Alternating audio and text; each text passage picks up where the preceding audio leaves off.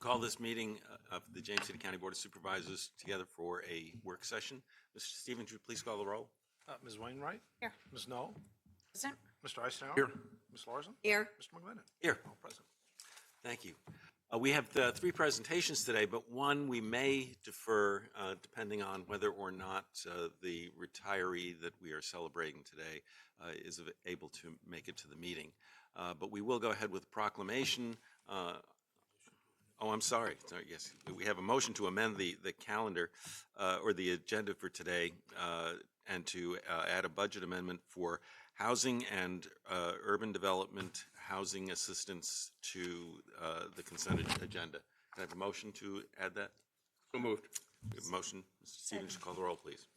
Ms. Wainwright? Aye. Ms. Knoll? Aye. Mr. Eisenhower? Aye. Ms. Larson? Aye. Mr. McGlinnan? Aye. Motion carries. All right.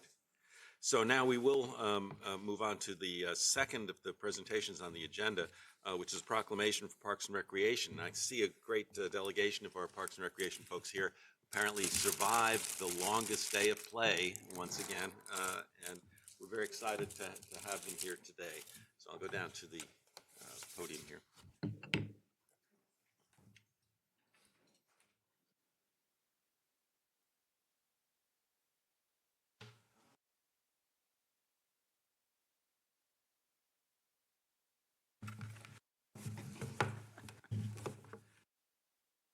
And these are probably folks that are familiar to a lot of our county's residents because they are so actively involved in interacting with folks at our many parks and recreation opportunities.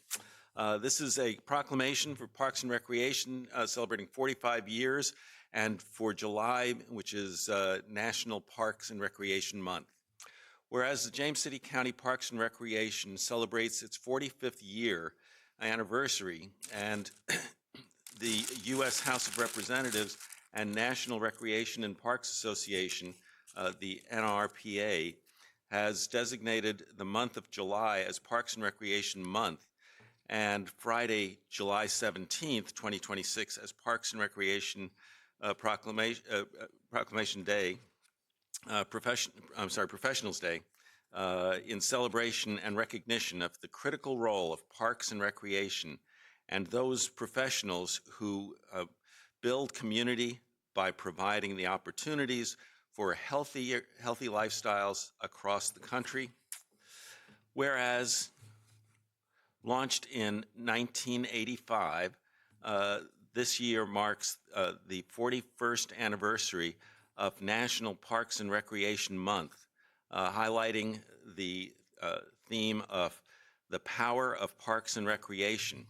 And whereas parks and recreation are essential, health and quality of life for all residents of James City County, and advances the power of community, offering public space and room for everyone to gather, celebrate, and explore the power of connection.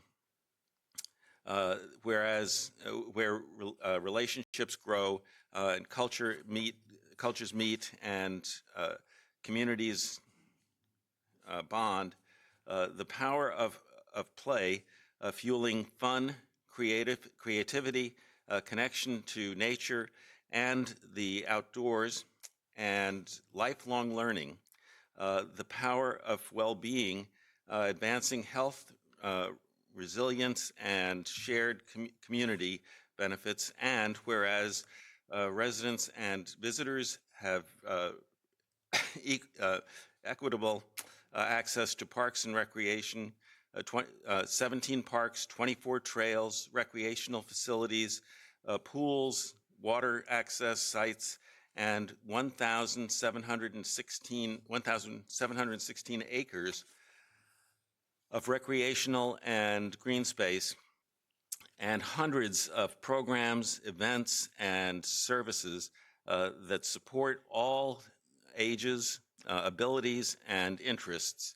And whereas the dedicated staff, partners, and volunteers of James City County's Parks and Recreation work with high commitment in advocating for physical, mental, and social well-being, supporting youth development and healthy aging, encouraging environmental stewardship, and strengthening our economy and community through diverse and inclusive recreational opportunities for all. Now, therefore, be it resolved that I, John McGlennon, Chairman of the Board of Supervisors of James City County, do hereby proclaim the month of July as Parks and Recreation Month and July 17th, 2026 as Parks and Recreation Professionals Day as we celebrate 45 years of play in James City County. I encourage all residents to join in the 45 years of play community celebration events and recognize, appreciate, and support the work of James City County Parks and Recreation in making our community vibrant and healthy place to live, work, and play. In witness whereof, I hereby set my hand and cause the seal of the County of James City, Virginia, to be affixed on this 23rd day of June, 2026. Okay. And if I could ask our board members to come join you here at the podium and ask the director of our program, Arlana, if you'd like to say something on behalf of Parks and Rec. Absolutely. As we celebrate 45 years, it's so exciting.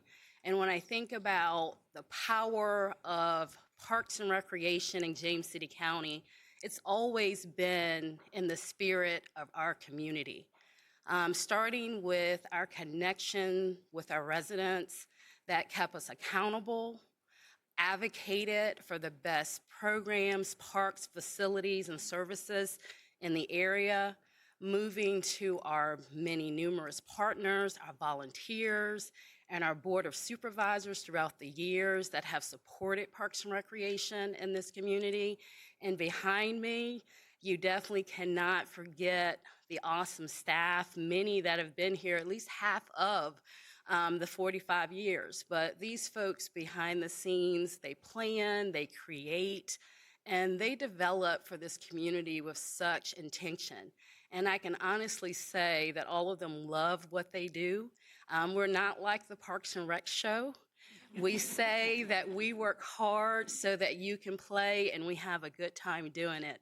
And as Mr. McGlennon said, as a thank you to the community, we are doing a customer appreciation event on July the 18th, 7 to 9:30 at the James City County Recreation Center. So we're taking it back to where it all began, 1981. So come in your 80s gear. We've opened up the pool, the fitness center, the whole entire center. There will be food, games, whether you're for an adult or for a family. But lots to do, so we hope to see you out there. Thank you, Arlene. Let me provide the proclamation to you. Thank you so much. And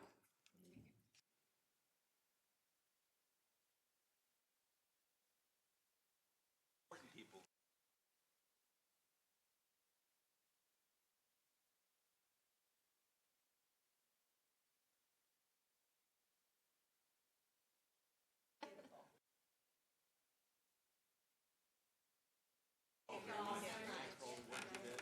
This past weekend and all the time.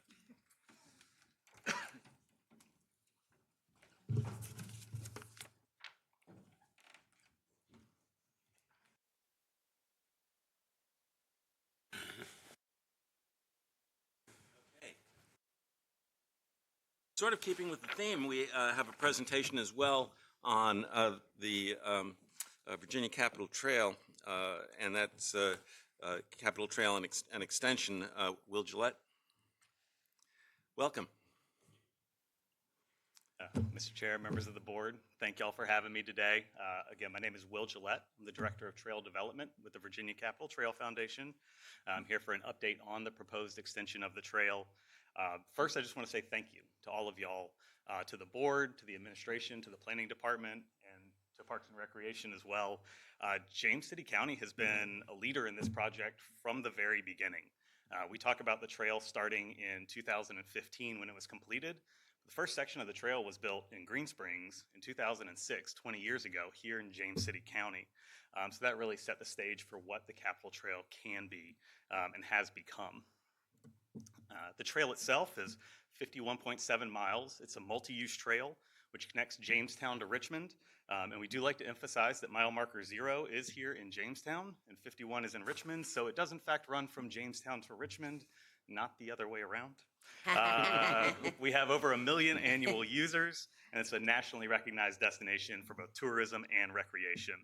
And the trail generates economic activity for businesses and communities along the corridor, while also providing transportation, recreation, and quality of life benefits. The proposed extension will be 7.5 miles. It will connect Jamestown into Colonial Williamsburg and will build upon the proven success of the Virginia Capitol Trail. Now, the trail provides a range of benefits. It includes recreation, transportation, economic development. And one thing we always like to make clear is a lot of people think of this as a bike trail, but it is a multi-use trail, both in name and in use. So it serves commuters, runners, walkers, families, skaters, and cyclists. But we invite you to go out there and look at the birds or push a stroller, just enjoy time out in nature. It provides a safe option for residents, visitors to the county alike, to recreate and travel between the many destinations that are located here in the region. And communities in Virginia are really investing heavily in these trail systems now based on the success of the Virginia Capitol Trail. They do see that they support businesses, they attract and retain quality workforce, and they make communities an even more desirable place to live. So the route of the proposed extension, it's a total of 7.5 miles, a little over half of which are here in James City County. So the project creates a connection between the existing trail terminus at Jamestown High School and into Colonial Williamsburg.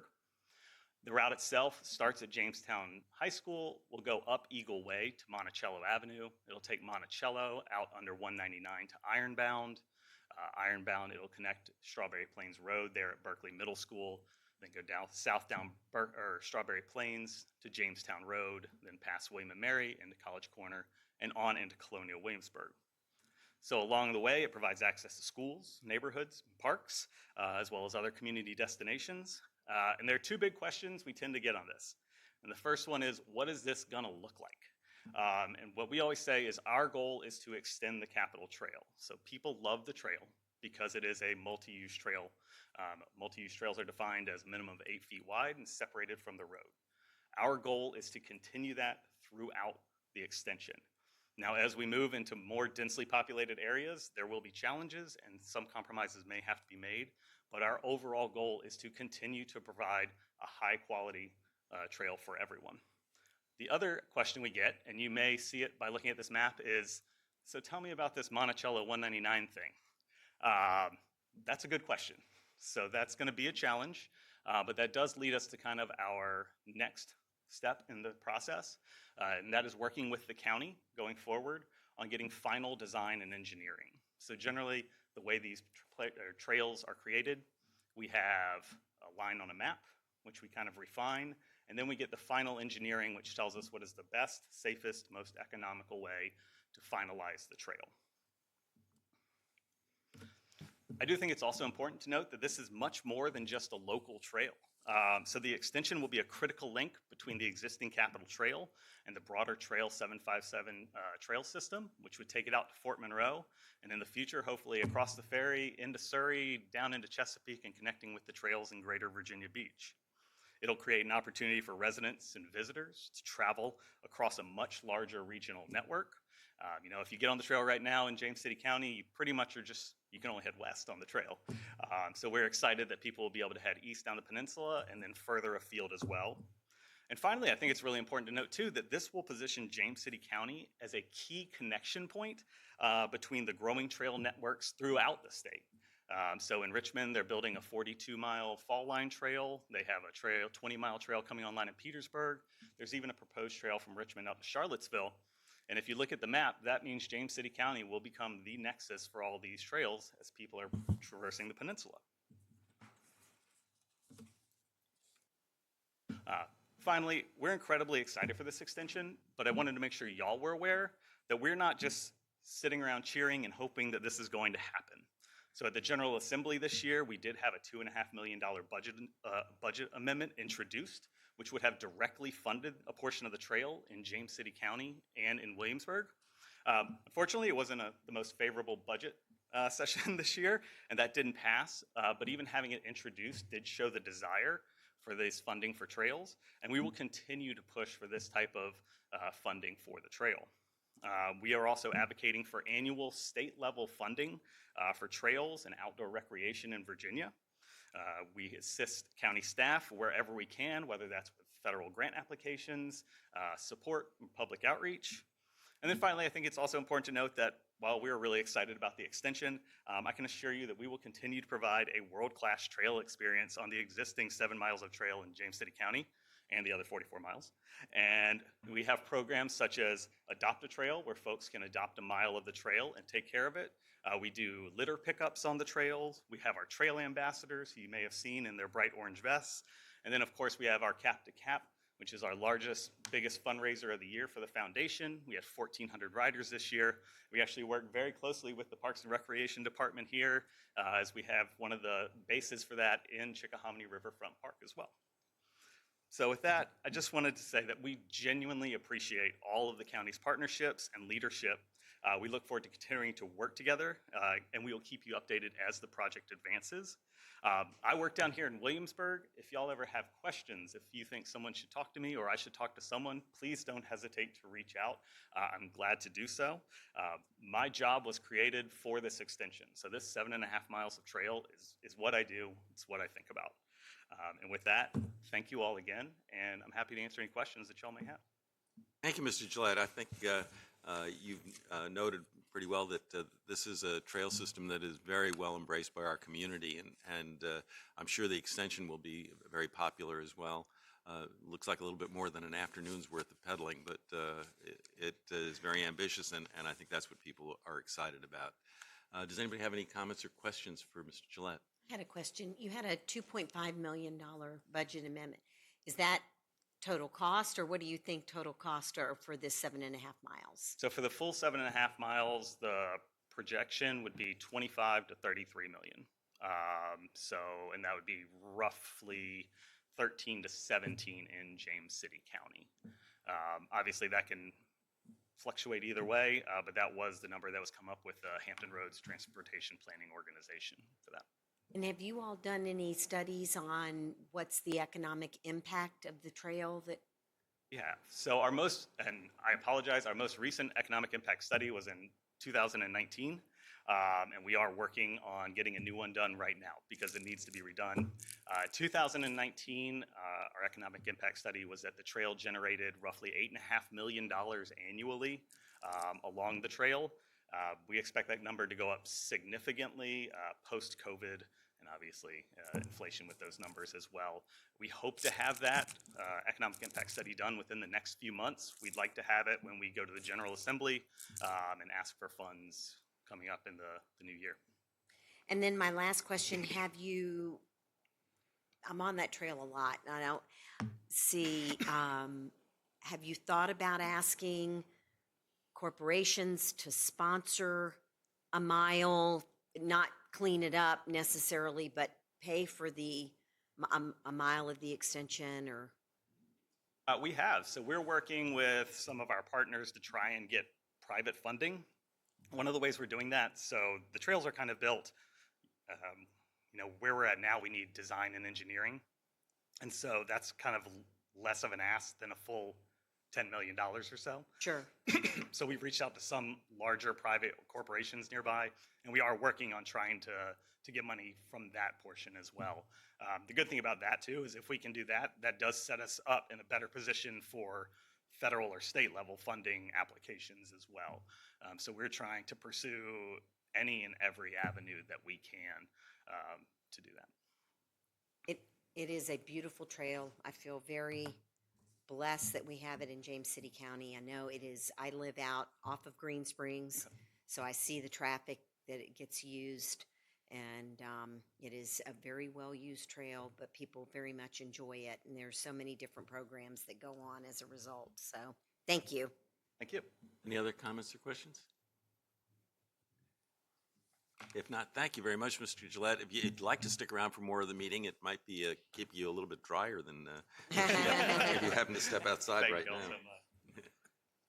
so much. We now move on to our consent calendar.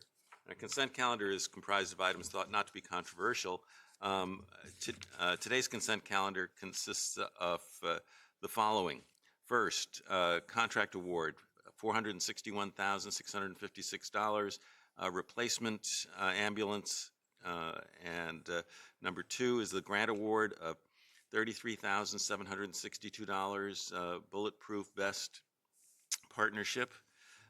We have number three is the grant award of $8,520 for the Chesapeake Bay Restoration Fund grant, and number four are minutes adoption, and finally number five is the budget amendment, $110,000 housing and urban development housing assistance payments. Does anybody wish to pull any of these items, or do I have a motion to accept the I'll consent move calendar? the consent calendar. We have a motion to approve the consent calendar. Mr. Stevens, would you call the roll, please? Wainwright? Aye. Ms. Knoll? Aye. Mr. Eisenhower? Aye. Ms. Larson? Aye. Mr. McGlinnan? Aye. Motion carries. Okay. We'll move along right now to board discussion, and our first item is the reassessment process. And we have the commissioner with us, the commissioner of the revenue with us, Richard Bradshaw. Reassessment's going to be Dale. Okay, or Gallagher. Dale, I'm Yep, sorry, Sorry Dale. about that.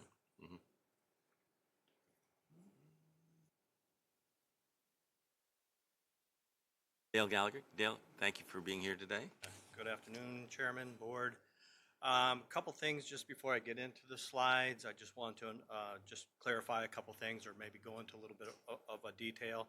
This was a 2-year project that we took on. This was about the land. We had a lot of calls about land and stuff like that. I'm sure you had heard.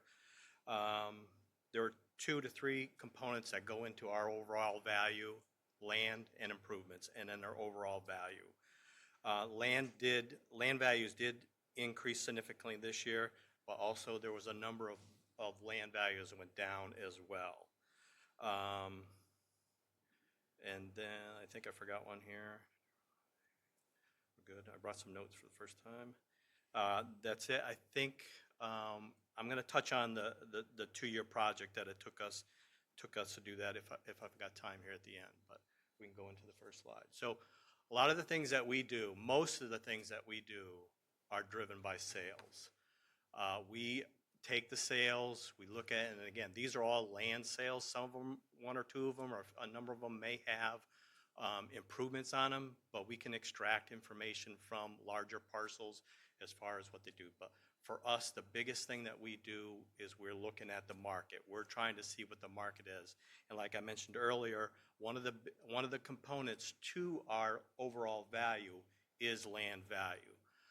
And I will say that, again, this 2-year project, we noticed it's been a number of years before we have made a significant move or keeping up with the market in our land.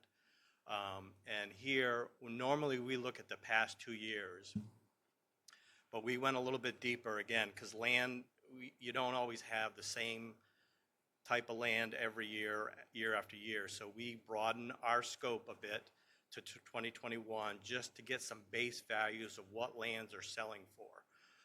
Again, it was a project that we felt really was needed in the office. We felt that it would really help us to defend the values that we have. So by looking at, and again, we're taking, even though we went back to 2021, we're still putting the heaviest factors on 24 and 25 values. But those later years help us grow that base. And then when we're looking at those, we're still verifying these land sales. We're going through looking for attributes of these land sales, water, marsh, topography, the terrain in the property. So there's different attributes that can either add to a land value or subtract. We're not trying to determine what those are, but we're at least looking at it and see what the market is paying for those type of attributes. The other thing that we did as well is we tried to define some market. We tried to better define our market. And again, going by the sales and where they are in a market area, normally we have neighborhood that each appraiser may take on. We cleaned that up a bit. There were some appraisers that, right down the road might have one parcel and another parcel. So we did some cleaning up on that, pulling in market areas. And again, the market were really driven by the sales. Even though some markets might be close together, they might be selling differently. It was trying to draw those lines, trying to figure out where those markets were. So we came up with a number of different market values, if you will, for our land.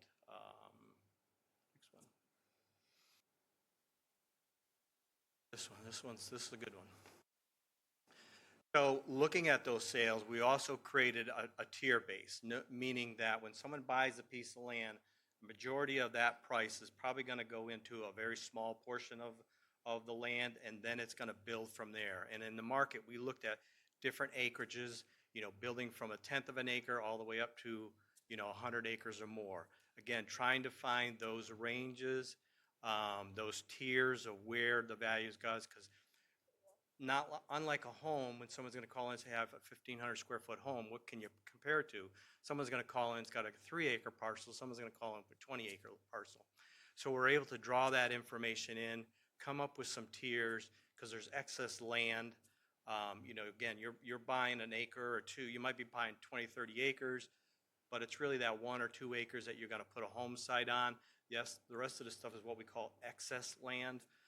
So it might not draw as much values. And again, the more acreage you have, the more price per square acre is going to go down. So we created a tier just so that we, again, have something that we can all be consistent with in our office, that we can all draw off. And again, these are based on the different markets that map that you just saw.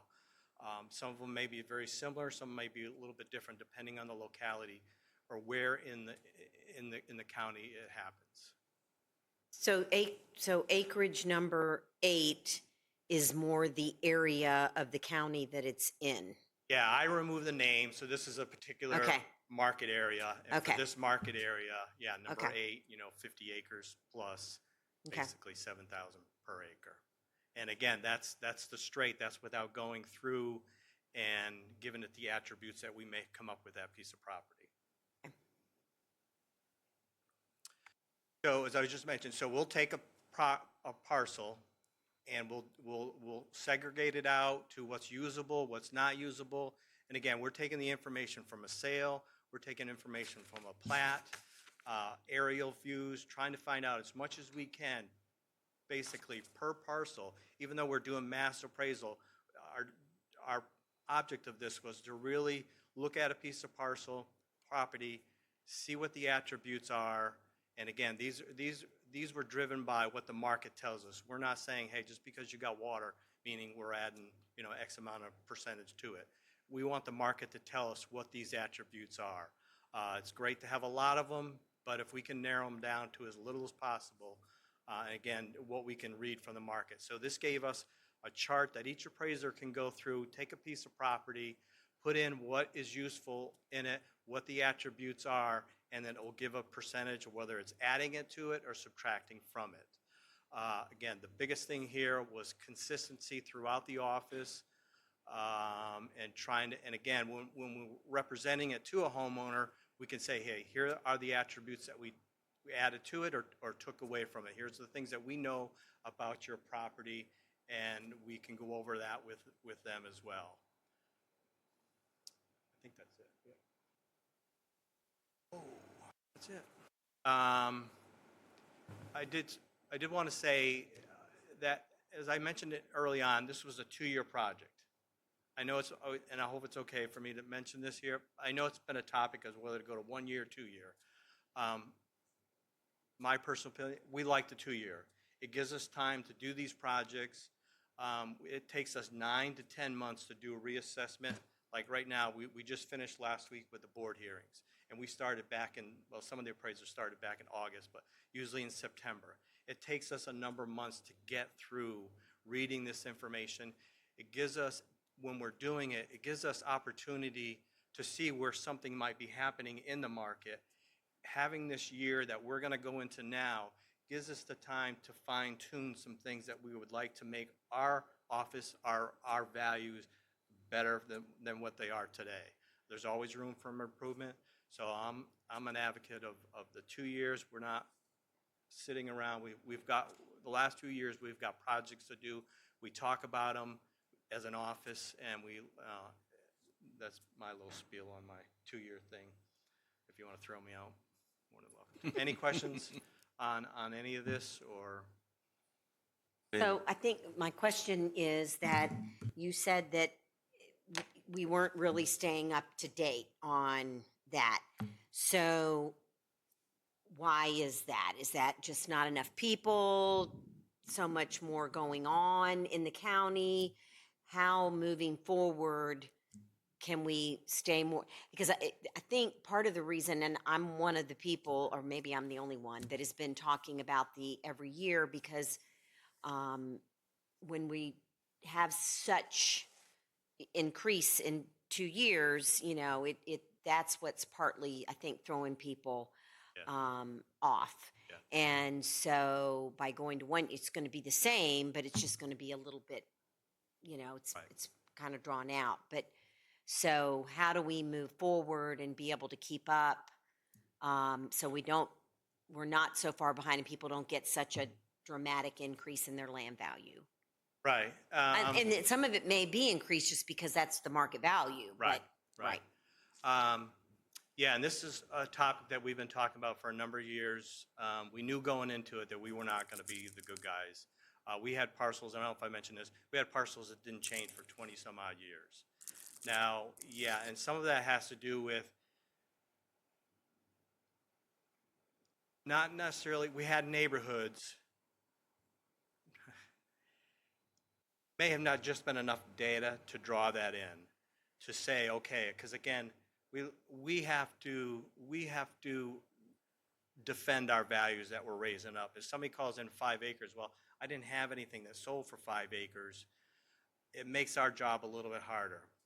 So we saw it was a need. We went back more years. We've come up with this development. Our office is more in tune to moving our land. Land always wasn't a priority, I think, in the past, if you will. We have made it a priority moving forward. And again, I think this formula and our areas is going to help that move along a bit. And then I just had one follow-up. So you mentioned the board hearings. So I was curious how that went. Did the board more agree with the assessment? Yeah, I didn't bring any of my numbers. I can give you some rough numbers off the top of my head.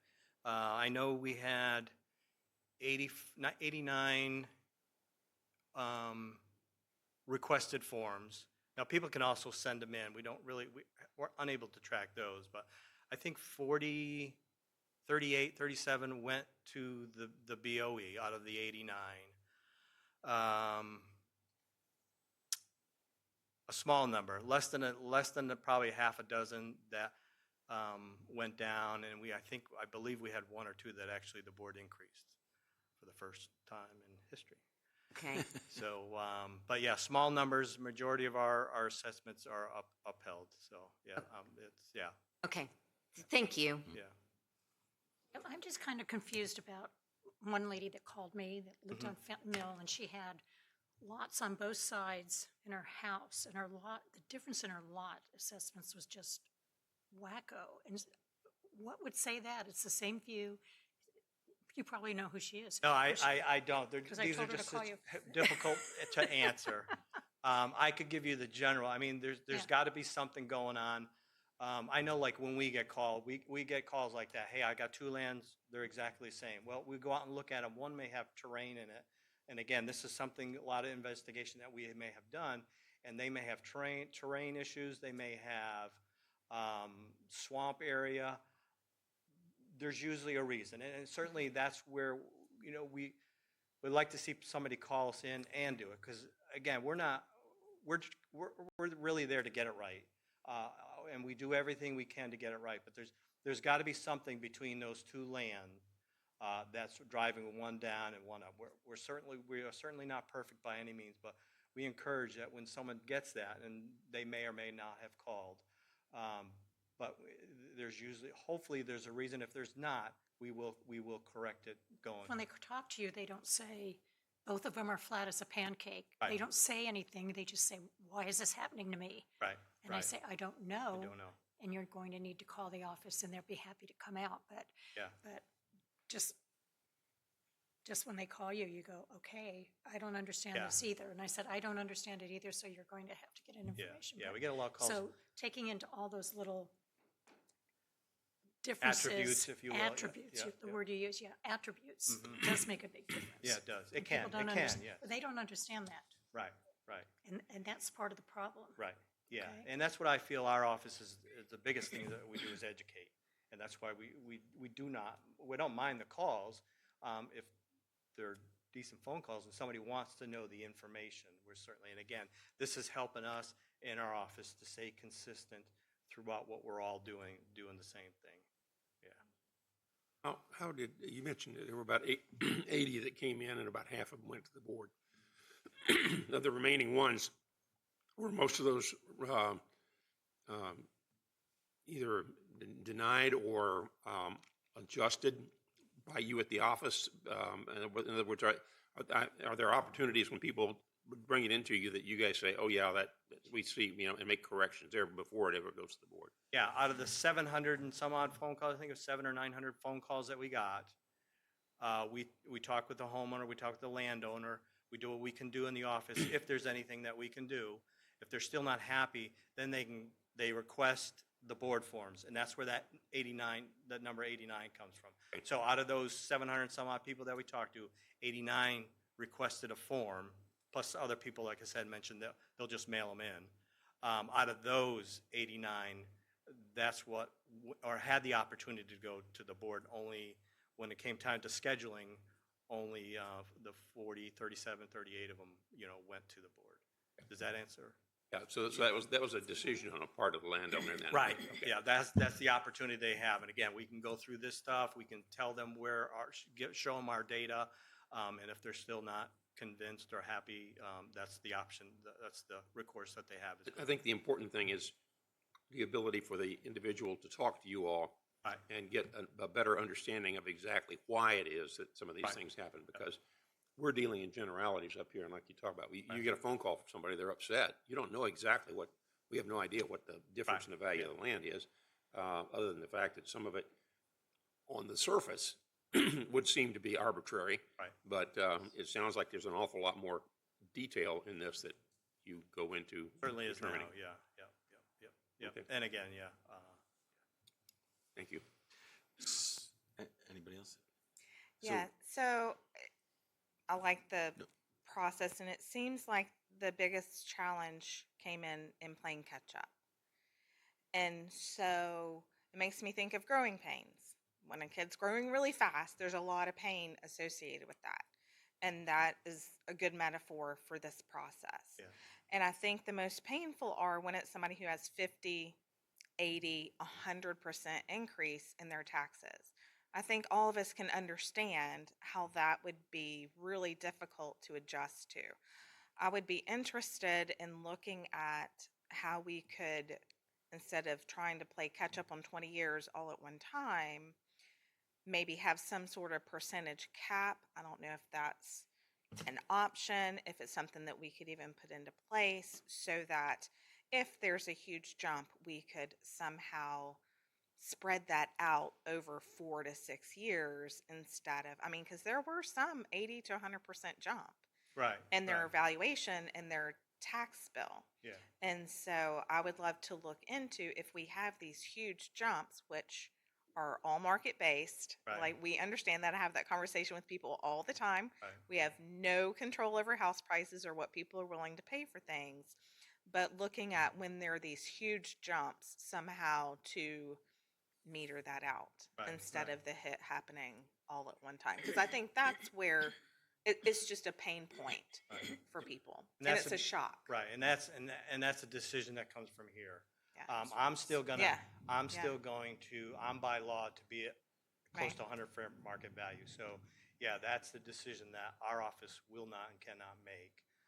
We're to try to get them at fair market value. But, yeah, I mean, like I said, going into this, we knew we were, we were gonna step into something, so, yeah. Ms. But Wainwright, if like I can interject too, our county attorney and I have had some of those conversations, and it's something that has not been as big or as many with those significant increases in prior reassessments. This year was significantly more.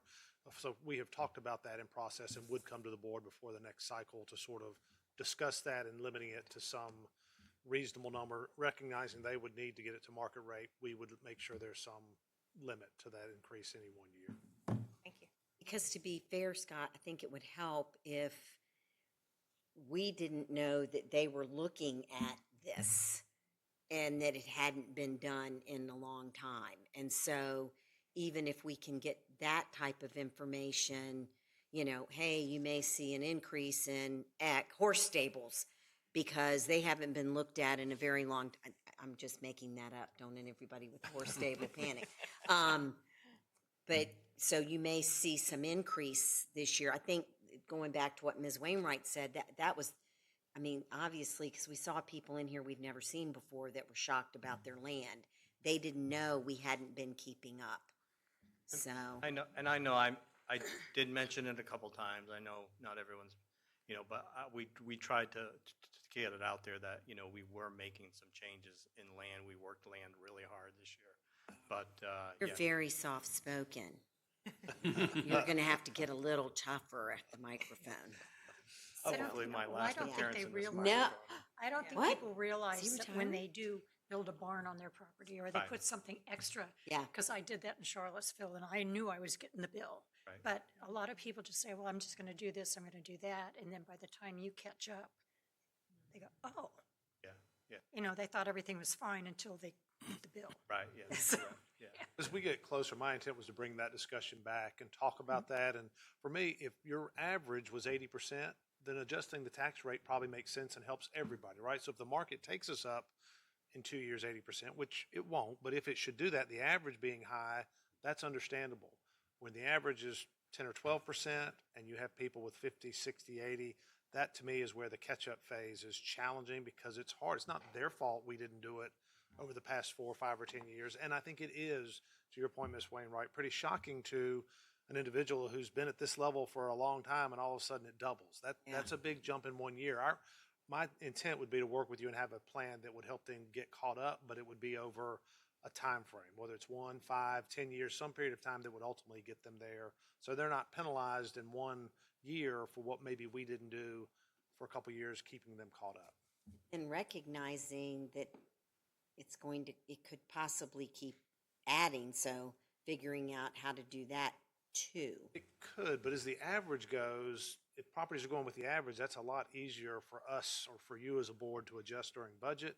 When you have those anomalies that are 50, 60, 80% increases, there's almost nothing you're going to do with a tax rate that the county could afford to do that's Right. going to really help them if they're that far above the average. So I think for me, the thought would be to come somewhat off our average increase and set some limits above that a property couldn't increase more than blank times the average. And that way you'd have at least some buffering in there. Could I just throw just a bit of a thought, because we're always going to have somebody that may go up 80%, and that may be a data thing. So that might be just something to think about, whether it's just going to be at a mass thing or if one person goes up 80, 90% of some data information that we may have corrected, you know, will you and can you do something with that one as well? So we're always going to have a little bit of here and there, just correcting data and stuff like that. I guess I'd be curious, and I don't know, Mr. Gallagher, if you would know the answer to this, or maybe the county attorney might be able to get the answer for at some point, is just the idea that, is there a limitation on how much of that we can do in terms of not assessing the property at close to its real value? Not on my end.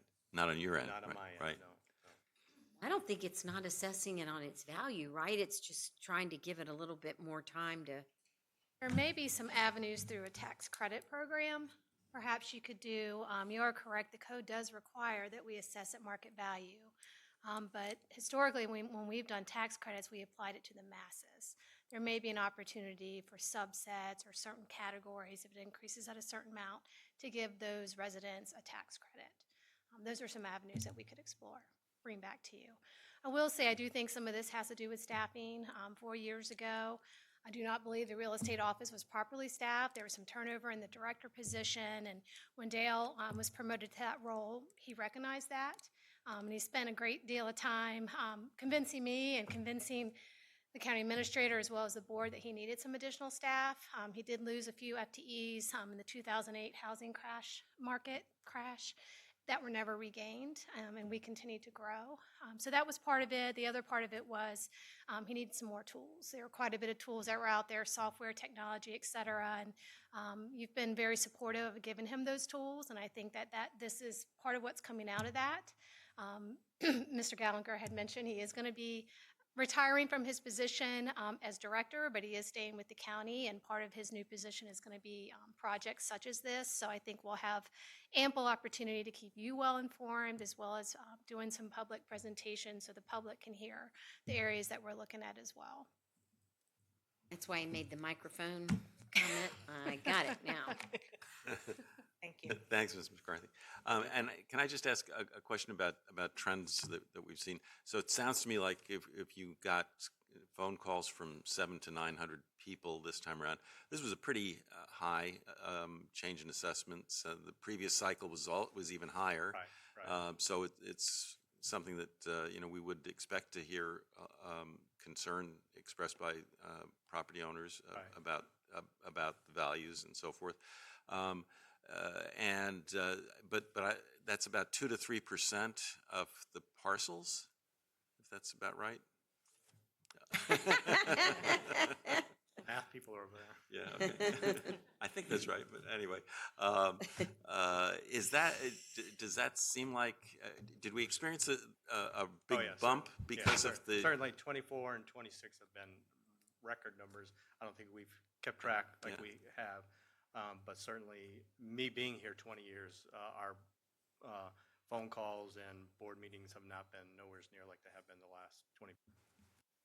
I did notice that some of the information that was provided to us about assessments showed that in previous cycles, it was really quite modest. Right. And so it was a big shock, I think, to the system. But apparently, people may not have been happy to have their taxes based on the assessments that they received. They probably were happy that the assessments demonstrated their property was a great investment, but it does seem as if this would have been a pretty challenging time. Yeah, So yeah. thank you for. Even now, like I said, though we're done, we're, January 2nd, we're starting to look at when those sales come in, what our ratios are. Because we want to know, are they going to uphold, are they going to stay? Where's that trend going? So, even though we're officially kind of done, but we're already looking at ratios to see where that market is. And there certainly has been a shift. And you may have said this, and maybe I missed it, but I know you told us about the numbers of cases that were sent off to Board of Equalization. But how about adjustments within the office? Do you have some kind of sense of how often that happened? I do. 200 and something. And again, around 200 and something, I think, that we may have made some adjustments, and some of them went up. Not all of them, but certainly. Most there are. probably went If down. somebody calls so- us, we're gonna go out and measure, and Mhm. more times than not, we come up with more square footage. Oh, okay. Yeah, I think it was roughly 250 or something like that we made an adjustments to, so. Yeah. That helps a lot too, to understand. Again, if we're talking about 700 to 900 Right. initial calls, that's Right. a pretty big chunk of those folks who Right. may have had some kind of change as a result, maybe not favorable in terms of their tax bill, but maybe it was. Right, yeah. And I know it was on my, at least at the back of my head, I know there's some certain people that, that reached out to you, and I wanted to address, where we went with.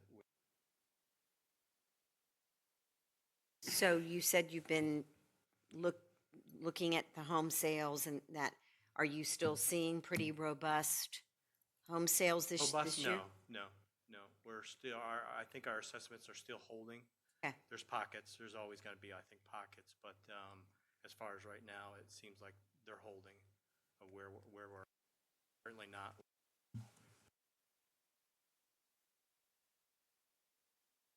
Already into a couple months, we're already, 10, 15% behind the market. Really has not. Well, and I will say there was an article yesterday that says the average home price is still going up in James City County. Yeah, James City County is, and that's what we tell a lot of people. Yeah. James City County is a place to be. So unless something changes dramatically in the next year, they're going to continue, and they've been going up every couple of months, every quarter. Mortgage rates and tax rates increase home values. We try to stress that to homeowners too. The less taxes you have to pay, someone's going to pay more in a mortgage. The less interest they have to pay, they're going to pay. That drives up the home prices. Thank you. So, Mr. Gallagher, thank you very much. I can certainly appreciate why you may be looking forward to stepping away from this particular position, but I'm glad we're not losing your experience Yes. and expertise. It's been fun. Uh-oh. the whoa buzzer has just gone off.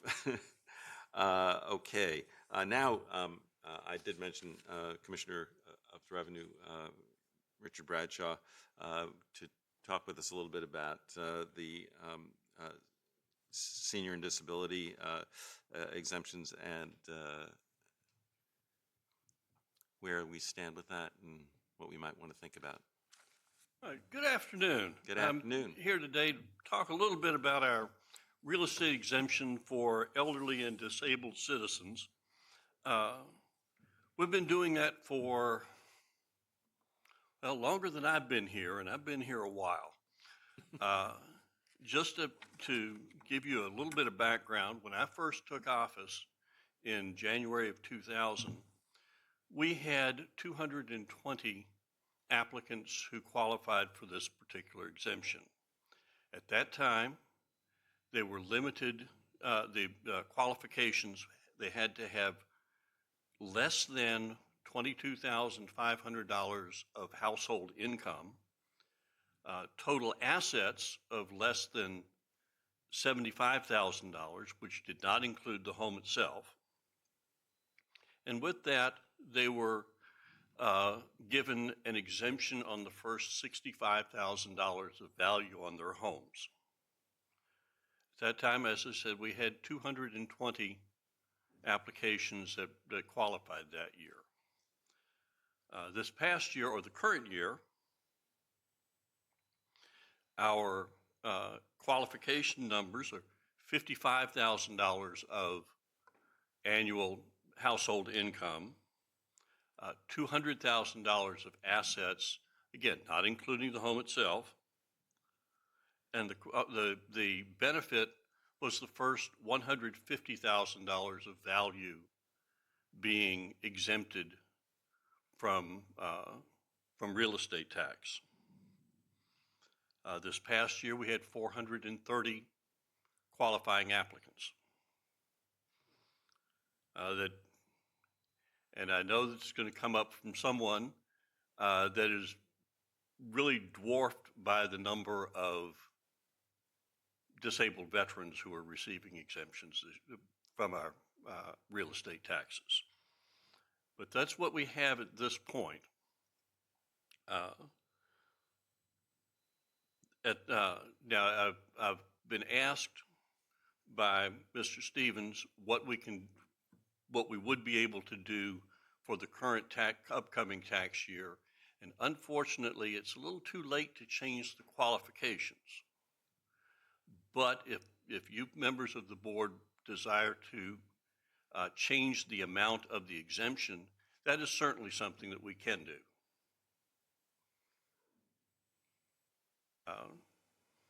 You're referencing fiscal year 27?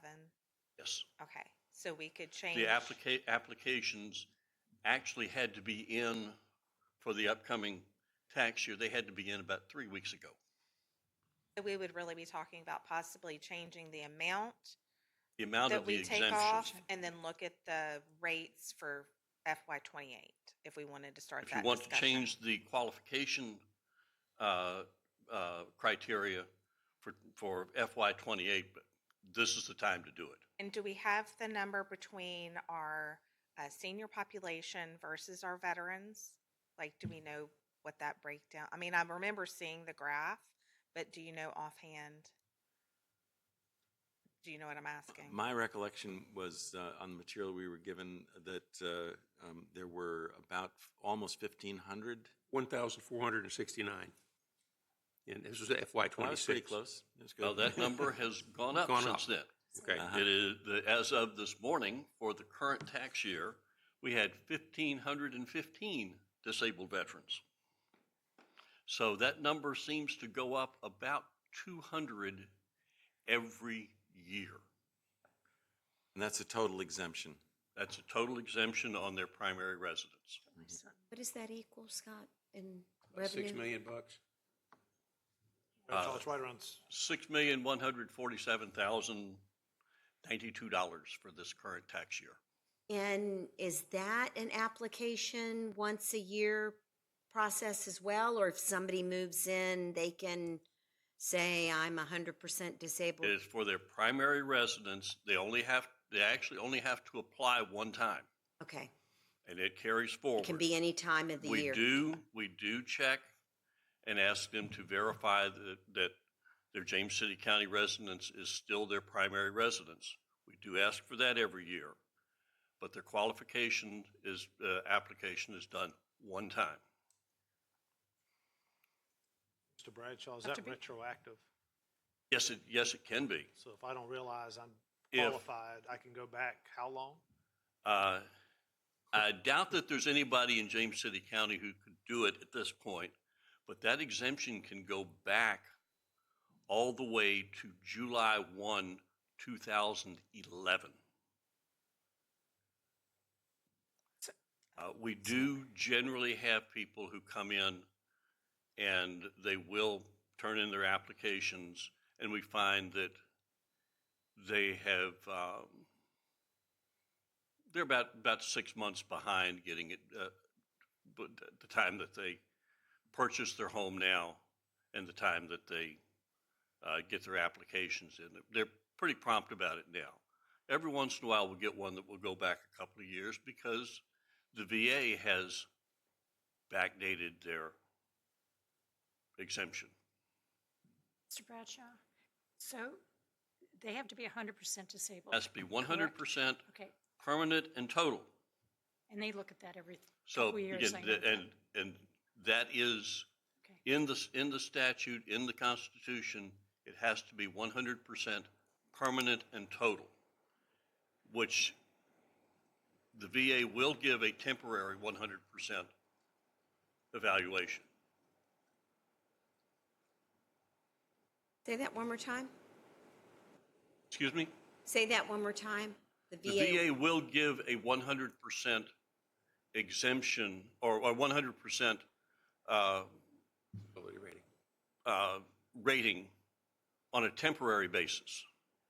In order to receive the disabled veteran real estate exemption, the VA rating has to be 100% permanent and total. Okay, That verbiage has to be there. okay.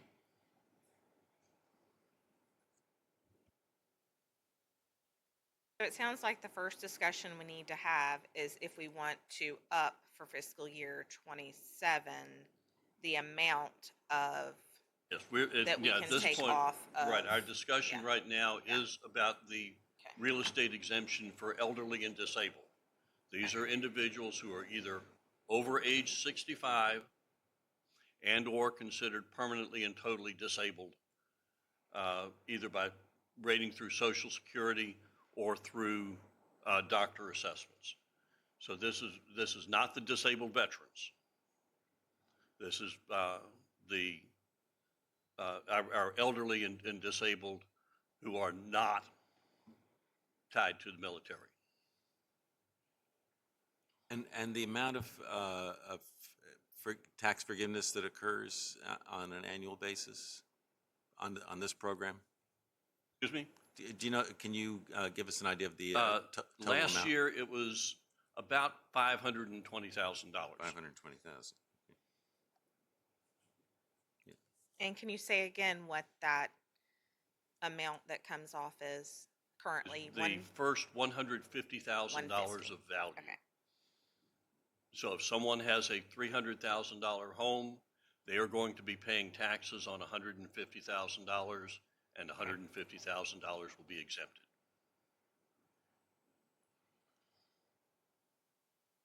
Well, I would certainly be very interested in adjusting these numbers. It does seem to me that when we're talking about the $150,000 of real estate taxes, that's a number that has changed quite a bit over the years in terms of. We changed it. Well, it was $65,000 back in 2000. 2 years ago, we changed it from 120 to 150. Right, and so that 150 now represents a little less than a third of the value of the average home in the county. Correct. We're Right. about Yeah. 460,000 now. About right, yeah. I will say that one thing that is optional, that we do exempt the taxes. We don't defer them. That's right. It is an exemption. Yeah, and that is better than some other localities might do. I'd hope that we can. When would we need to make a decision about fiscal year '28 to adjust the other figures? We could obviously take some action on the exemption value, right? As I said, now is probably a good time if you want to change the qualifications. The benefit, you can change that for the upcoming year, but it'd be very, very difficult to change the qualifications Right. for FY27. So what concerns me more, two things concern me. Obviously, one is that the exemption is less valuable than it was. But Don, can you speak up a little bit, please? sorry. Can't hear down That there. rain is really Yeah. drowning everybody out. So one thing that we know is that the value of the exemption is declining over time. But I think we're also in danger of having people who might qualify, then lose their qualification just on the basis of something like a relatively significant increase in Social Security, which we had a couple of years ago, that could push somebody above that limit, even if their overall income is not really. That does happen. Yeah.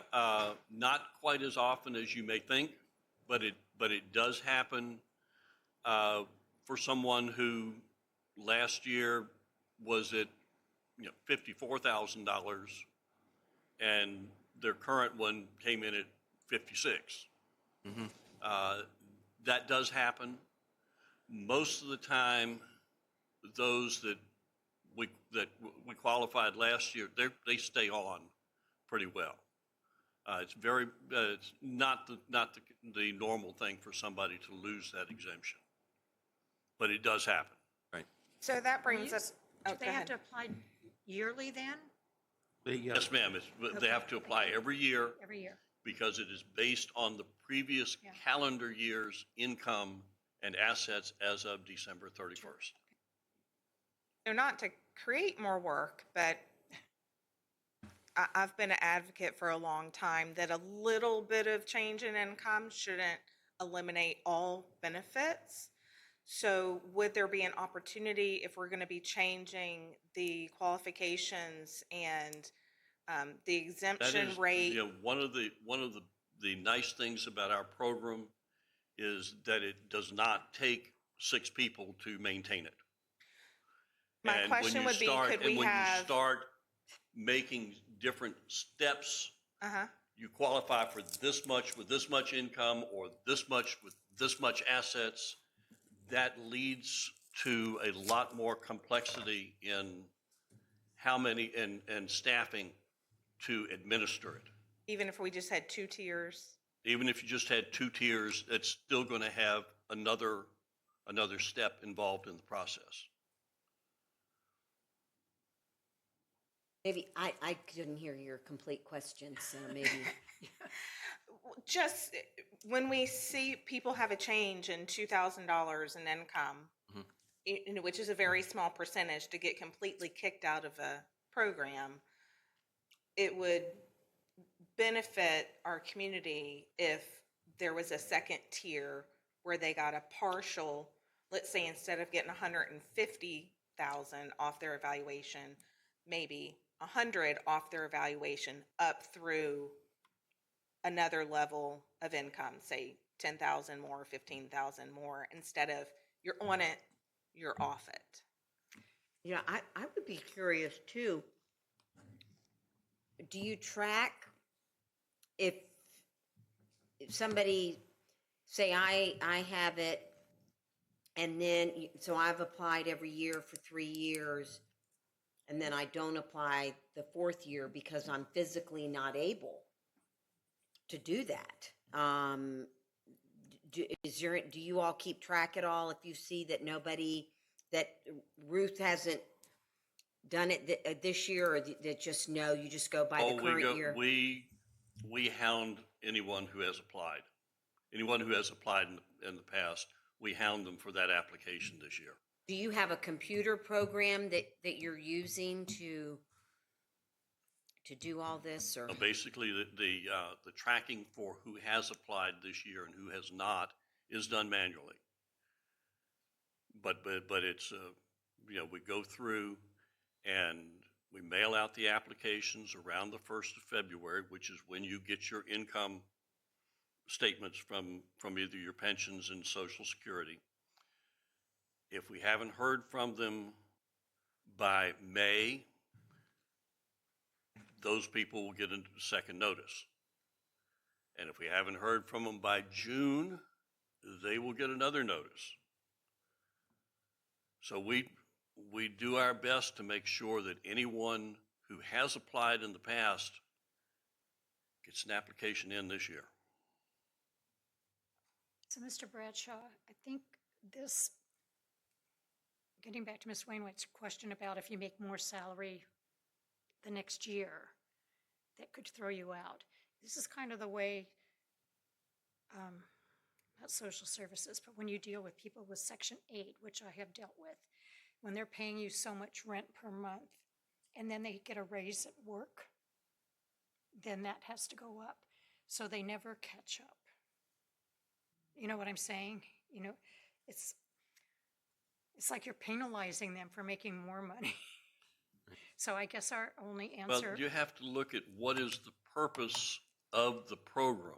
It is to assist people who do not have the assets and income to pay their real estate tax.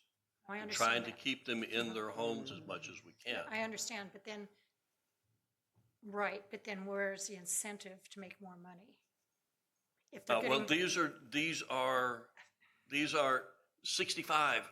These are these are retired 60 individuals. I'm sorry, these are only 65. These are Okay, I'm good, retired I'm good. people. No, I'm Yeah. good. Or Sorry. disabled, I'm yes. good. Or I'm disabled. thinking of the younger people. So we're not looking at somebody who's out there running a grocery store. No, We're no, I'm looking sorry. at, we're I looking forgot. at retirees. I forgot we were on old people like me, so I forgot that.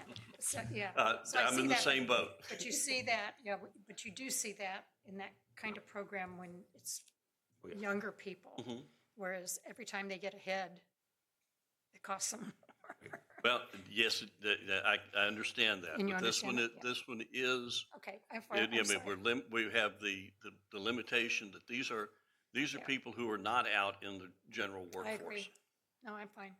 And I'm fine. I and just I think- kind of lost myself in the whole I think process. that when we're looking at, well, since we can't do it until FY '28, but I think for FY '28, we ought to look at the readjustments on that. Absolutely. Because, for Absolutely. example, you want to make, we've had pretty high inflation rates. Yes. And so I think that, ooh. Not me. I thought it was a tornado warning. It's a tornado. But to adjust that so that we Yes. we are keeping up with that, I think I'm all in favor of looking at FY '28, trying to look at reasonable increases in the numbers that will keep people there, so that we're not losing somebody that just because of the change of inflation and stuff. But So that would need to be added to board considerations at a Yeah. future meeting. I think so. Now, for today, for adjusting the amount Exemption. of the exemption, what is our process? Can we bring that today as a motion? Do we need to put it forward as a motion at a future meeting? I don't know if that's a county attorney or I believe we could do administrator. it today, but I think we'd be better served if we got some information about what the impact would be. I'd like to take a look at, Richard, you're talking about what it was back in, the value of the exemption was 65,000. What was the average house price back in that Right. time period? What percentage? In other words, you had just. That I'm this is- afraid I this is can't what tell you something- that. This is something that our staff needs to, I think, to take a look at. But Because those are that's the why, kinds of that's questions why I would the like to have exemption answers. amount And the has numbers. We do grown. it. So, We had a graph a few meetings ago that had a lot of those numbers. And just so we know, currently our income qualification is 50% of, around 50% of our AMI. Right. So just so we can keep that in mind as we move forward with conversations to see what we might want to target exactly. the percentage to be for our AMI. And then once we get more information on the impact, what we might want to move the exemption amount for And FY you, '27. and you can set the income and asset levels anywhere you want. Right. Thank you very Look at much. this. Thank you. Thank you, sir. Thank you, Mr. Bradshaw. Appreciate your information and your time. We now move on to our next board board discussion, which is the purchasing policy update. And Ms. McCarthy.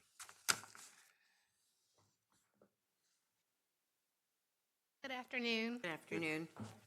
Purchasing policy ensures that James City County's procurement activity will be competitive, efficient, flexible, economical, fair, and impartial. The proposed updates to the purchasing policy are based on the county's purchasing policy first adopted by the Board of Supervisors in 2001, updated in 2011, and again in 2019.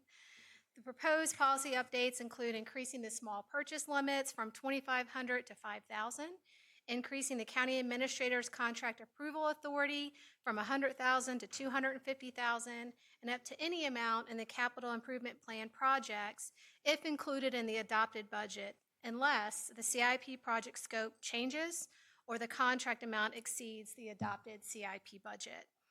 And increasing the county administrator's contract amendment authority from 50,000 to 100,000. Board of Supervisor approval shall be required for all contracts greater than 250,000 if the project is not already in the CIP budget.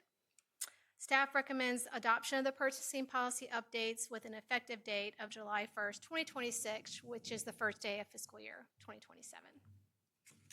And I can answer any questions you may have. I did want to mention these policy updates are the same that were previously adopted by the Board of Directors for the James City County Service Authority. Questions for staff?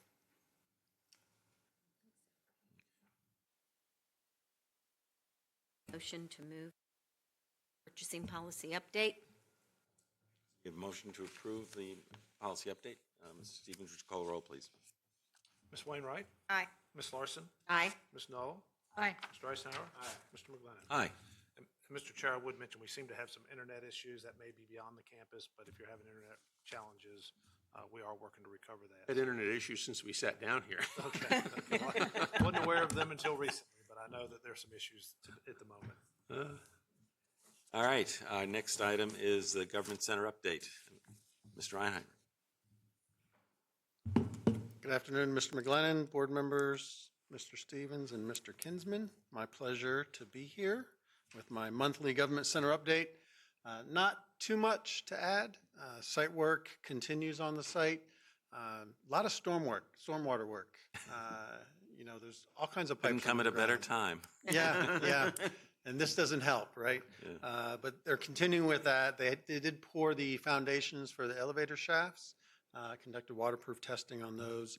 If you drive by the site, you'll see some concrete columns now extending up through where the podium parking will be. And you also see a few of the walls, concrete walls that have been constructed, but that is continuing on. They're also doing preliminary HVAC, plumbing, and electrical work for under slab work, and those slab pours will be coming soon, so you'll start to see that. A lot more concrete trucks out on site. I wanted to point this out too, and we'll certainly communicate it more to residents so they're aware. Work on the southern side of the rec center parking lot will commence later this summer, probably in August, which is going to somewhat restrict flow in and out of the rec center. They'll have to use the northern entrance into the rec center parking lot. We'll also be making adjustments after those are completed to the northern side of the parking lot. Those changes will absolutely help with traffic flow into the rec center and out of the rec center, and also assist with pedestrian traffic across. So you'll be seeing that coming down this summer, and we're working with Parks and Rec staff to be able to communicate it out to patrons, and we'll be putting stuff out to the public so they're aware of that when it happens. We did receive the guaranteed maximum price. Dr. McGlinnan, I know you've been waiting, and currently we're sitting at $177 million, which is $2 million less than previous GMP that we've gotten. There are a couple small items we're still sort of working through. Some items that we think maybe they should be paying for, where they have us paying for it, but we'll work through that before Mr. Stevens potentially signs this final comprehensive agreement, which is something that is on the agenda a few items down, so we'll talk about that then. We have completed the 100% design drawings for the library. Staff from the library, and I do want to commend Sandy and staff at the library. They've been very, very involved in the design process of the library and provided some great feedback. So both library folks and county staff have provided feedback. They are beginning construction documents now on the library, and those comprehensive agreements will be coming before the board later this fall or during the winter. And that's all I really have for an update, but I'll see you all again in just a few minutes. But I'm happy to answer any questions you have right now. Anybody have any questions for Mr. Reinheimer? Everybody's saving them up for later. Okay, thank you. So now we'll move on to board considerations. And first board consideration is the renaming of the General Services Department to the Public Works Department, and the establishment of the Custodial Services Division. Ms. Ripley. Good Nice to see you. afternoon, board members, Mr. Stevens. In an effort to more accurately reflect the department's operational responsibilities and service delivery functions, General Services is requesting approval for a departmental name change to Public Works.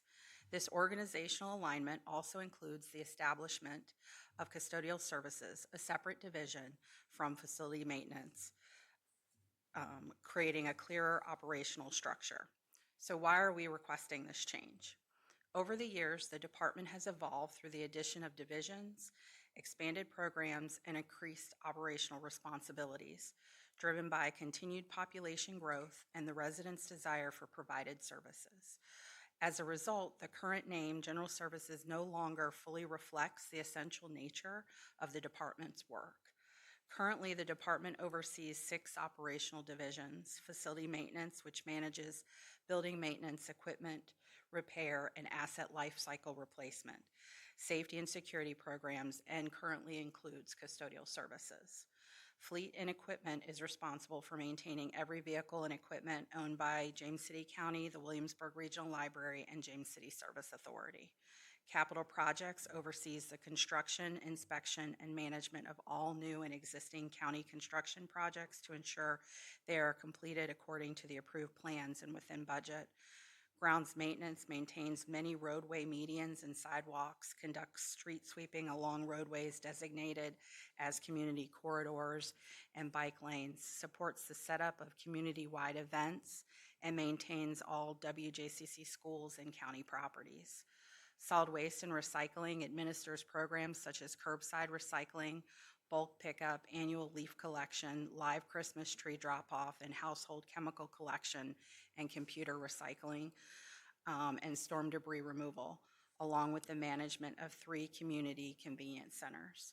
Stormwater and Resource Protection provides public education efforts focused on protecting local waterways and natural resources through programs such as Clean Water Heritage, and grants such as maintenance and repair of stormwater infrastructure, in addition to managing the county's MS4 permit and erosion and sediment control compliance for development.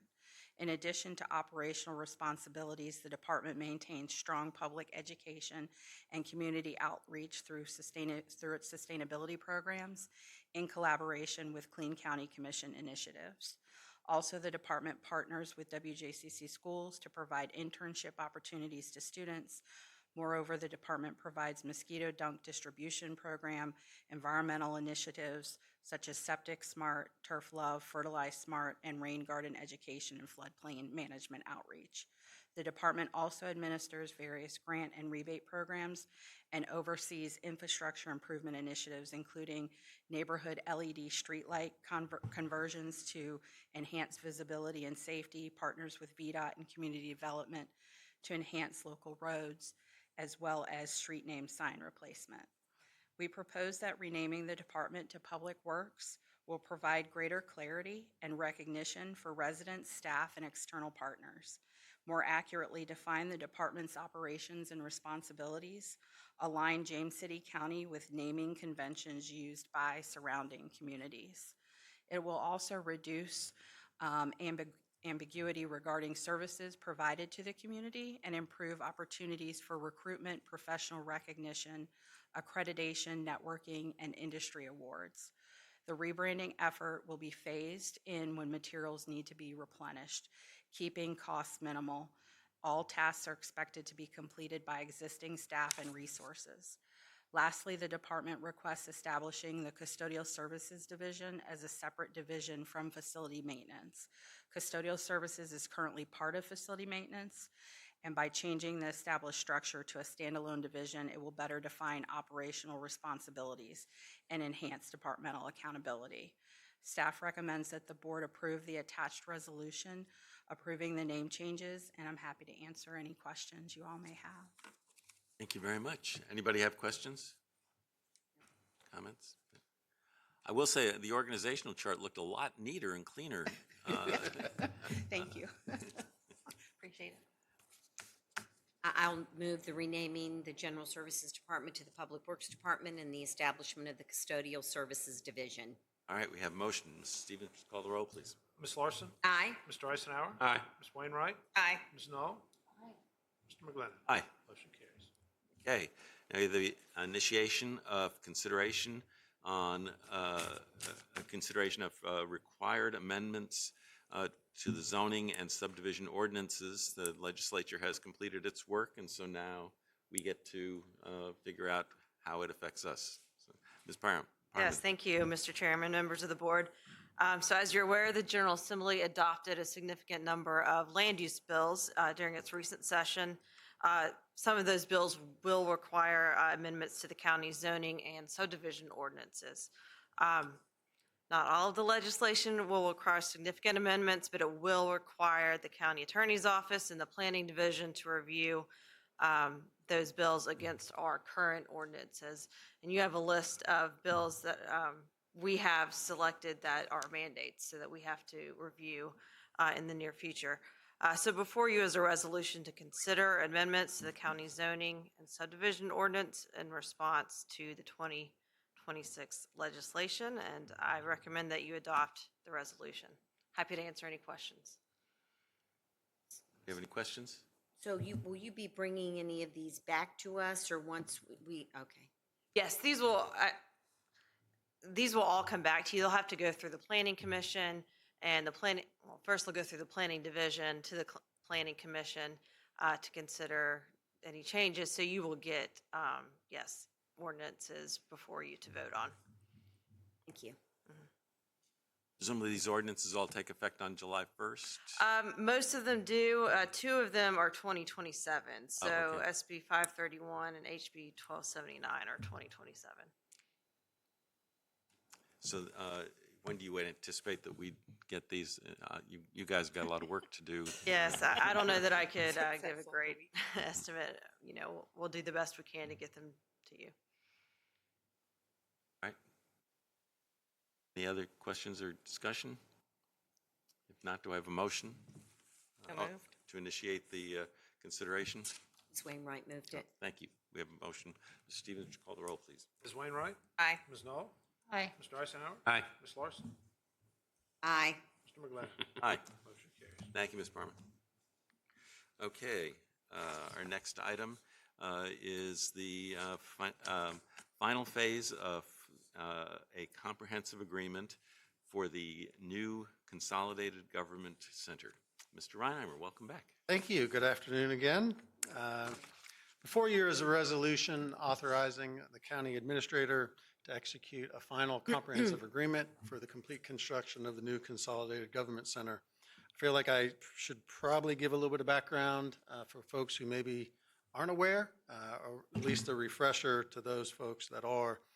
If you recall, back in December of 2022, we received the unsolicited proposal from the Henderson-Gilbane Group. At that time, we voted to accept that proposal, advertise for competing proposals. We received another competing proposal, evaluated those two proposals, and decided to move forward with the Henderson-Gilbane proposal. In January of 24, the board directed the county administrator to negotiate that initial interim agreement with the Henderson-Gilbane Group, and that took us up to 30% design. Then in December of 24, the board directed the county administrator to negotiate a second interim agreement that took the design of the facility up to 100% completion status, along with final construction documents. Then at the October 14th, 2025 board meeting, the board directed the county administrator to execute an early site work package that began site work. Not long after, you recall, we held the groundbreaking ceremony on site. And then at the December 9th, 2025 board meeting, the board authorized the county administrator to execute the first phase of the comprehensive agreement, not to exceed $46 million. We're now at that stage, and we're currently negotiating that final agreement. This resolution authorizes the county administrator to execute that agreement, not to exceed $100 million. That's an additional $100 million. That makes the final price, the GMP, which is that $177 million that I spoke about earlier. So what you'd already committed to spend was that $77 million. This will be the remainder of the balance for the construction project, and this will be the last time the board will be voting on the construction of the Consolidated Government Center itself. There will be opportunities moving forward with both the library and the offsite road improvements. Those will be coming back before the board later this year or early next year. I'll be happy to answer any questions you might have on it, and certainly I recommend approval of that resolution. Okay. Anybody have any questions?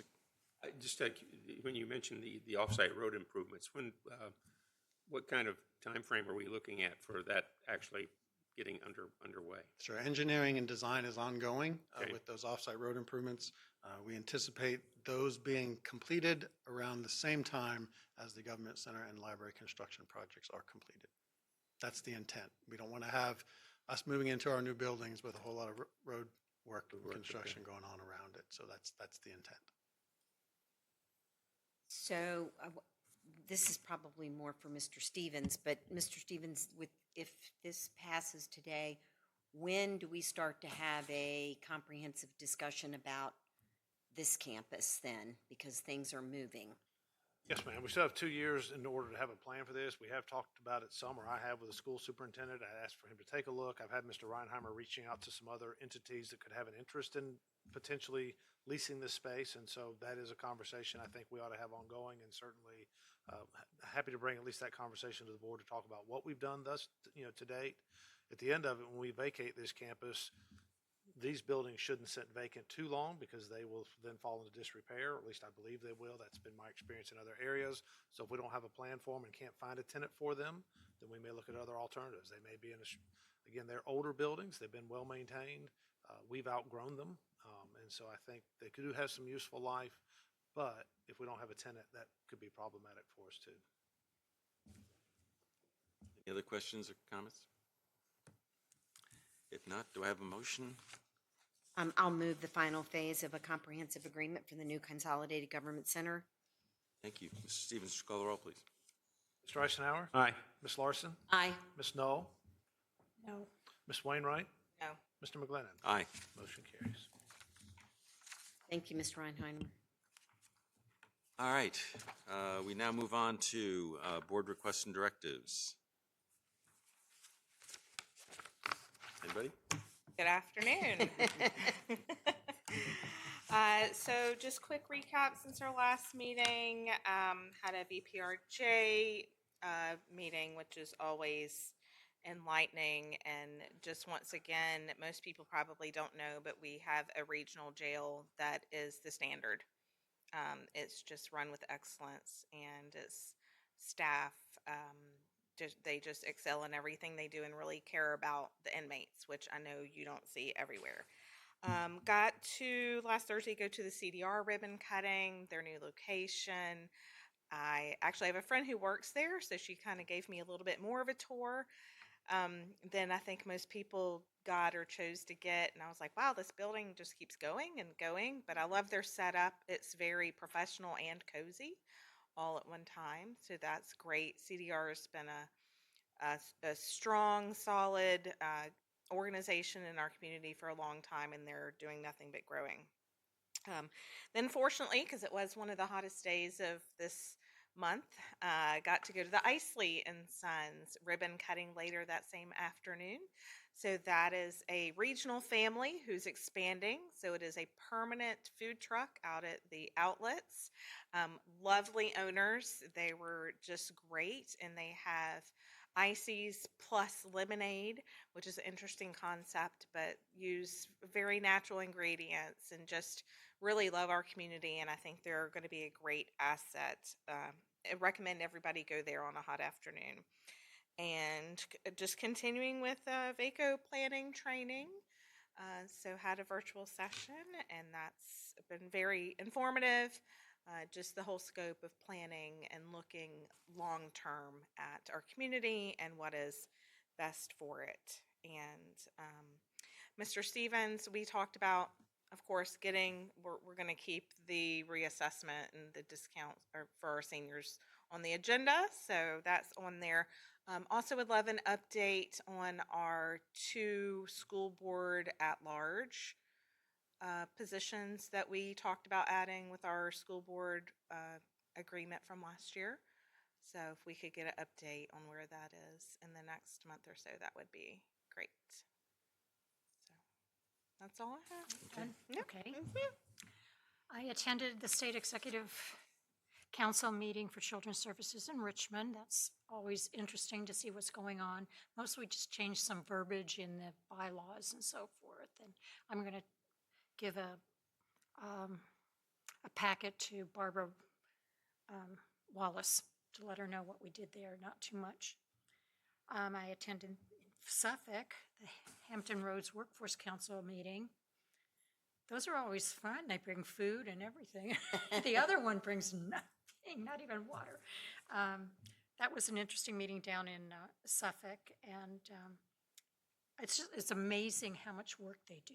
I mean, I'm just overwhelmed by the amount of projects they have for people and avenues they have for people to get jobs, and we have to get it out to everybody. And they're working with the regional colleges, so they were talking about taking in Newport News, maybe. So, but they've got the three regional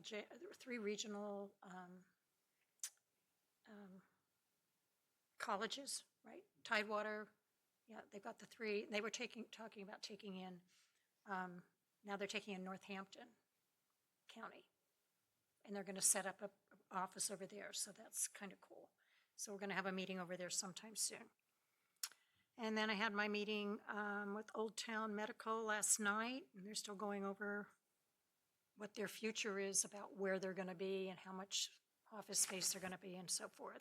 And they've still got like a year on the lease, right, Scott? Okay. And then I attended an EDA meeting, and we just talked about what's going on around here, and I think mostly the sports center and things like that.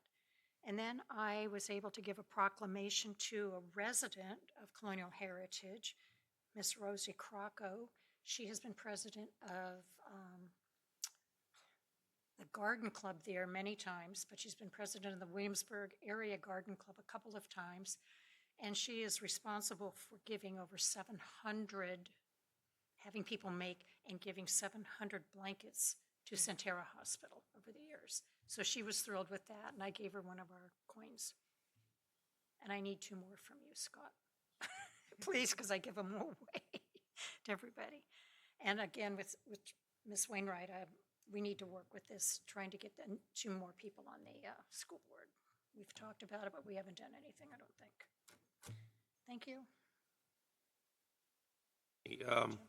My last 2 weeks have been a little more limited because my wife wound up in the emergency room with a knee issue, and so we see the doctor tomorrow. But I've been, as a result, tied a little closer to home, and I want to thank John for covering for me for going down to the south side. You had like 4 days in a row. It was just brutal, I know, but thank you for helping out.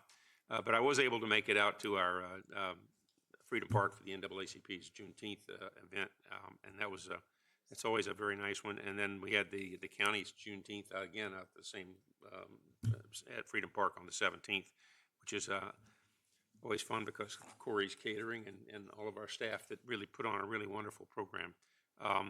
Earlier that morning, before that on the 17th, I did go to I think several of us were there, to the police swearing in.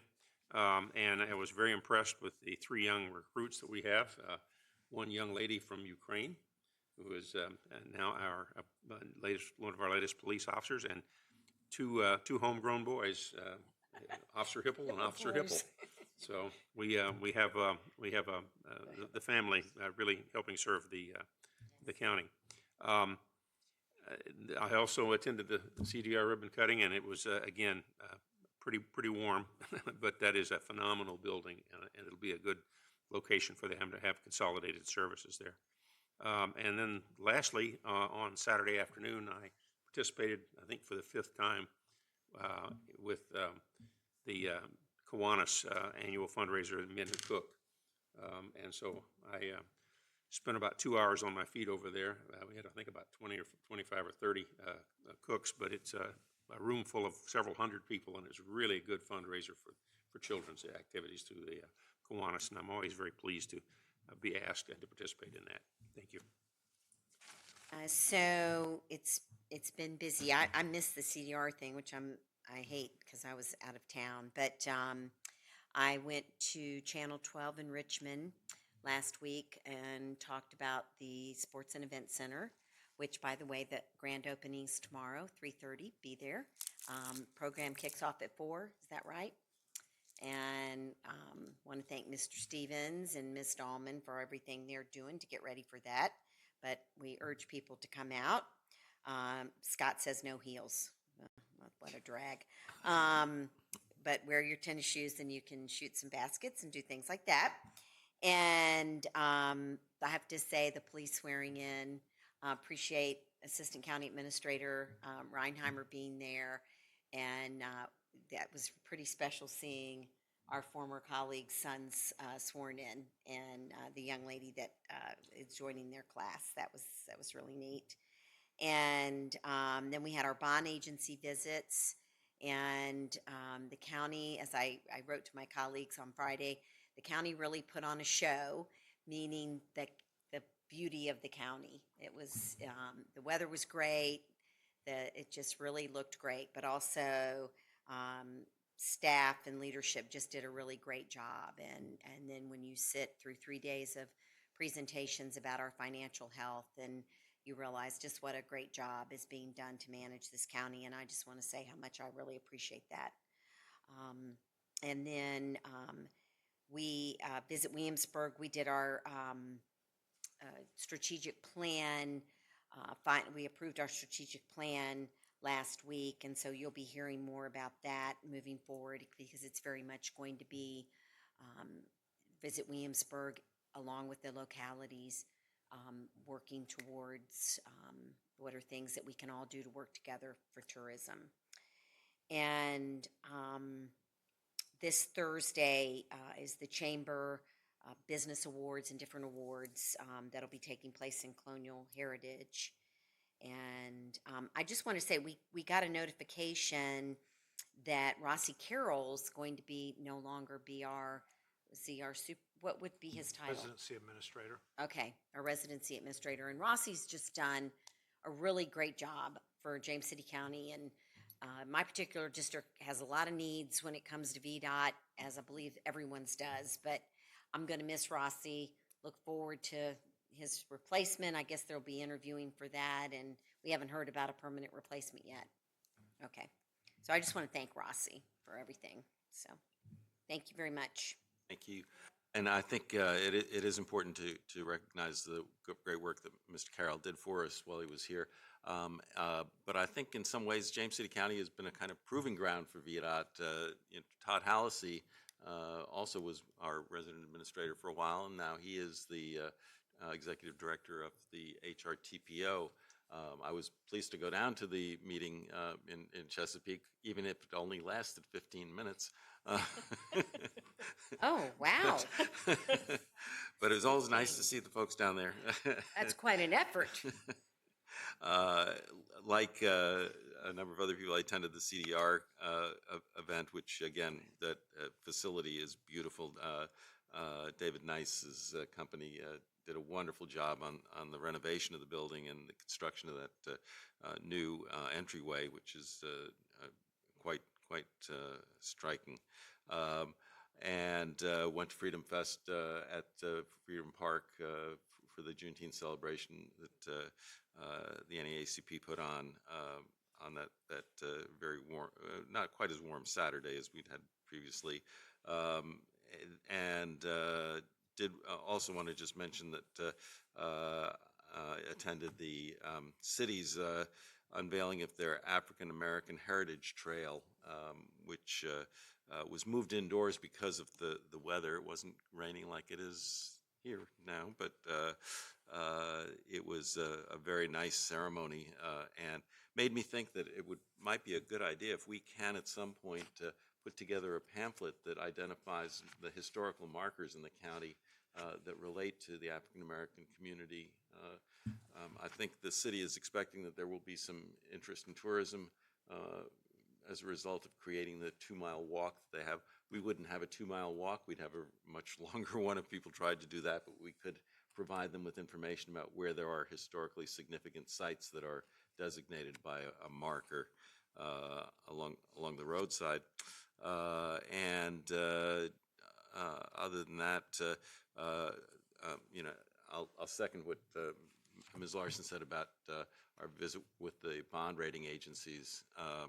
I think they all came away with very striking impression. Certainly the county showed very well, but more importantly, our staff showed very well about the ways in which they have positioned us for a kind of fiscal stability and preparation for anything that might come our way. Ms. McCarthy and Cheryl Holland both did an outstanding job in their presentations, and it was a lot of interest in our community from the rating agencies, and I think that will be rewarded down the line here. would suggest that after the county administrator makes his report, that we take a brief recess. And that before we go back for a closed session. Okay, Mr. Stevens, turned over to you. Mr. Chair, members of the board, just a couple items. Ms. Larson mentioned the Greater Williamsburg Sports and Event Center grand opening. It is June 24th, so tomorrow, 3:30, we open the doors, 4 o'clock. We'll have a ceremony. The ceremony will be done before 5 o'clock, hopefully well before 5 o'clock. And the building's open to 8 o'clock, and it is open to anyone in the community that would want to come out anytime from 3:30 to 8 o'clock and take a look around and see what is there. The address is 250 Visitor Center Drive, but it is across the parking lot from the Colonial Williamsburg Visitor Center. So the other thing I would mention is National Night Out. Our police department puts that on annually. They are sort of taking applications and interests for this year's events, which will be August 4th from 5 p.m. to 8 p.m. Neighborhoods can host a variety of activities in the past and certainly could do that this year, from block parties to cookouts to just neighborhood walks and more. If they want to get registered with the department and have our officers visit during the event, there is information on our website for them to get more information, but just want to get the community thinking again about National Night Out coming again, August 4th of this year from 5 to 8 p.m. And that's all I have, sir. Thank you. Well, with that, I'll declare us in recess for about 5 minutes or so. Thank you.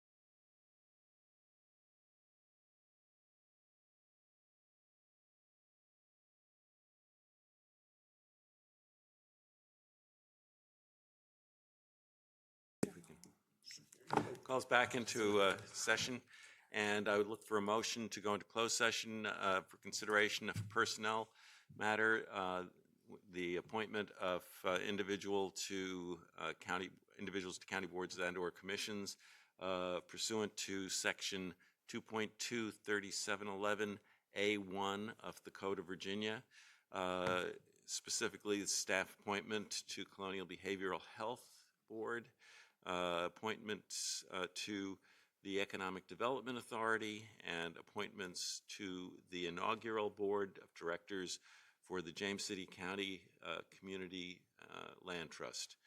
Secondly, consideration of a personnel matter, the performance evaluations of the county administrator and the county attorney pursuant to Section 2.23711A1 of the Code of Virginia. Third, the discussion or consideration of the acquisition of real property for a public purpose while discussion, where discussion in an open meeting would adversely affect the bargaining position of the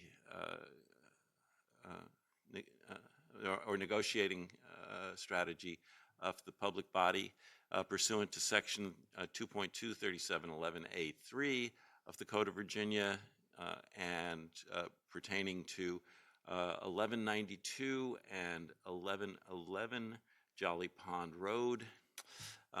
Fourth, consultation with legal counsel and briefings by staff members pertaining to probable litigation where such consultations or briefings in open meeting would adversely affect the negotiating or litigating position of the public body, specifically regarding a tax dispute with SeaWorld Parks and Entertainment, LLC, pursuant to Section 2.23711A7 of the Code of Virginia. Fifth, we're going to be here a while, consultation with legal counsel employed by a public body regarding specific legal matters requiring the provision of legal advice by such counsels, specifically regarding Virginia Code Section 15.2-912.4 pursuant to Section 2.23711A8 of the Code of Virginia, and finally certification of the closed. Oh, that's when we certify the closed session. So, do I have a motion to go into closed session for all those items? Okay, we have a motion. Mr. Stevens, would you call the roll, please? Mr. Wainwright? Aye. Ms. Knoll? Aye. Mr. Eisenhower? Aye. Ms. Larson? Aye. Mr. McGuinn? Aye. Motion carries. Okay. Mr. Chair, if you don't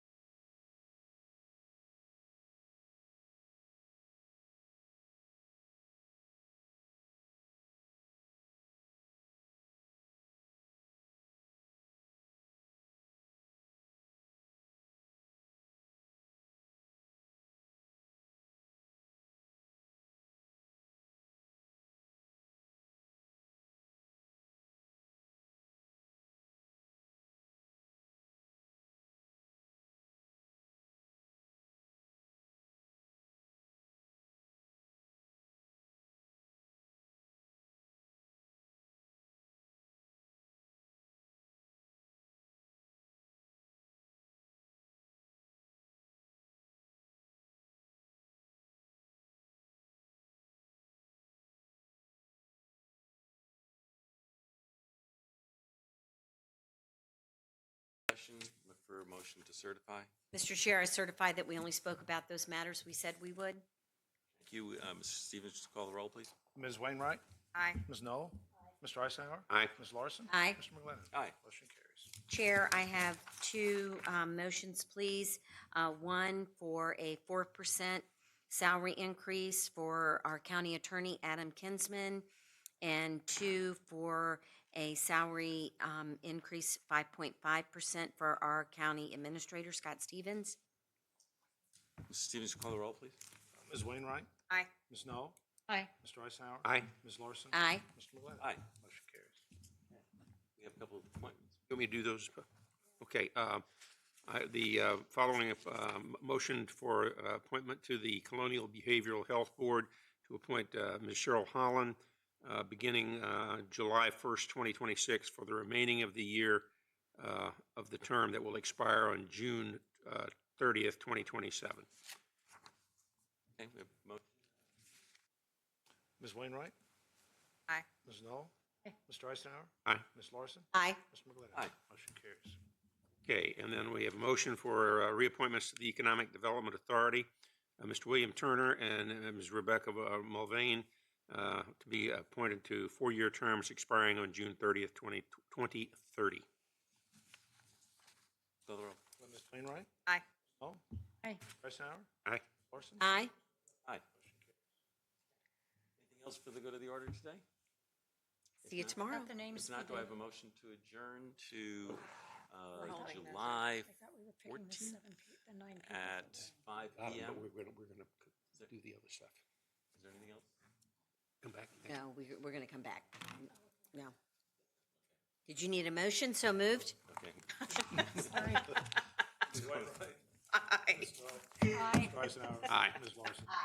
Aye. And luck we stayed long enough it quit raining.